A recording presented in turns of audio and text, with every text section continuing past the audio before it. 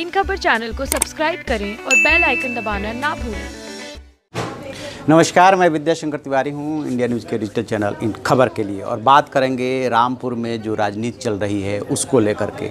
सपा प्रत्याशी आजम खान ने बीजेपी प्रत्याशी जयप्रदा के बारे में जो कमेंट आपत्तिजनक बयान दिया उसको लेकर के सियासी तूफान मचा हुआ है। जहां एक तरफ बीजेपी उनको घेर रही है, सुषमा स्वराज ने ट्वीट किया है और भाई मुलायम सिंह यादव को याद करते हुए लिखा है कि भीष्म पितामह मत बनिए, जो अन्याय हो रहा है उस पर एक्शन लीजिए। और दूसरी तरफ आजम खान सफाई पे सफाई दे रहे हैं कि उन्होंने जयप्रदा के बारे में नहीं बल्कि किसी अन्य व्यक्ति के बारे में टिप्पणी की थी। लेकिन इसमें नया डेवलपमेंट अब ये हुआ है कि जो कुछ भी उन्होंने बयान दिया था उसको लेकर के एफआईआर हो गई है। और जो एफआईआर हुई है वो आईपीसी की धारा 509 और लोक प्रतिनिधित्व अधिनियम जो 1951 है उसकी धारा 125 के तहत हुई है, जिसमें कि दोनों धाराओं में जो एफआईआर होती है, एक में जो लोक प्रतिनिधित्व अधिनियम कह रहा है कि यदि आप वैमनस्यता फैलाते हैं, शत्रुता फैलाते हैं तो इस धारा के तहत कार्रवाई होती है।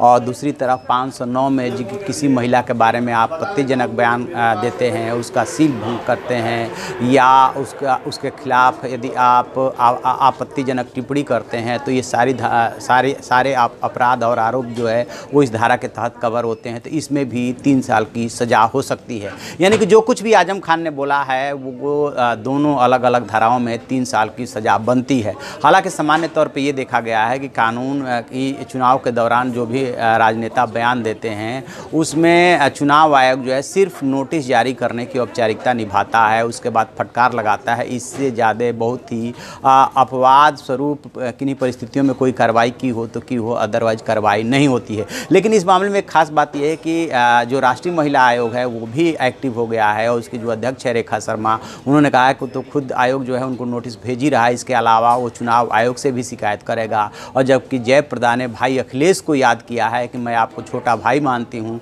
लेकिन मेरे साथ जो लगातार आजम खान व्यवहार करते रहे हैं और फिर से कर रहे हैं वो कतई उचित नहीं है और आपको चुप नहीं रहना चाहिए। तब देखते हैं कि एक तरफ सुषमा स्वराज, दूसरी तरफ जयप्रदा, मुलायम सिंह यादव, अखिलेश यादव को याद कर रहे हैं और आजम खान कह रहे हैं कि नहीं, मैंने तो उनके बारे में कुछ कहा ही नहीं। अब वो जो नया इंटरप्रिटेशन कर रहे हैं उसके मुताबिक वो इशारा कर रहे हैं अमर सिंह की तरफ कि हमने तो उनके लिए कहा था। लेकिन ये जिस तरह से उन्होंने ये बात बोली थी, 2 बार रामपुर का प्रतिनिधित्व सिर्फ जयप्रदा ने ही किया है। उन्होंने कहा कि आपने 2 बार उन्हें प्रतिनिधित्व का मौका दिया और फिर अब जो है 17 साल बाद आई हैं। आप लोगों को 17 साल पहचानने में लग गए, मैंने तो 17 दिन बाद ही पहचान लिया था। और उसके बाद का उनका बयान ऐसा है कि उसको बताया नहीं जा सकता, ख़ास तौर से किसी महिला को लेकर के।